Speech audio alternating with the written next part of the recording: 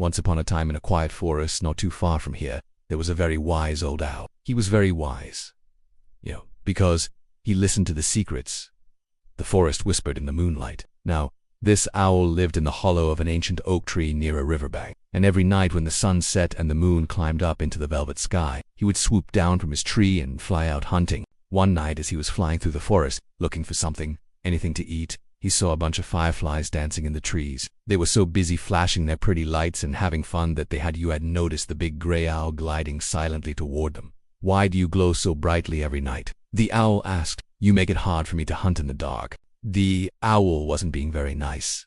Really, he was being just a little rude, but the fireflies didn't mind. They were brave little fireflies. "We glow not to trouble you, owl," replied the leader of the fireflies, a small but very proud creature. "We glow to bring joy and beauty to the night.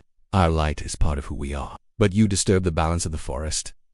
I demand you stop glowing." The fireflies gasped and fluttered about in a panic. Some of them wanted to obey the owl, but others said they must stay true to themselves. What should they do? They didn't know what to do. They were just a bunch of little fireflies. Just then, a wise old tortoise, known throughout the forest for his fairness, ambled over to where the fireflies and the owl were having their disagreement. He'd heard the commotion and he couldn't help but wonder what was going on. Owl the tortoise began slowly, for he always took his time to choose his words carefully. "The night belongs to all creatures. You have your eyes to see in the dark, and the fireflies have their glow to live and love. Our world is big enough for both of us, the owls and the fireflies. So peace in the forest comes not from silence, but from understanding." The owl blinked. He hadn't thought of it that way before, but the more he thought about it, the more he realized the tortoise was right. "Perhaps I was too quick to judge," he admitted. "You may glow, little fireflies, and I will try to stay away from your lights when I hunt."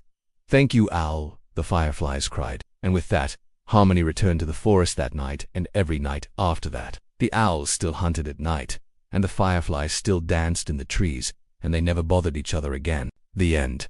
Now if you want to hear another story, just let me know. Oh, and if you'd like some illustrations for this story, just let me know that, too.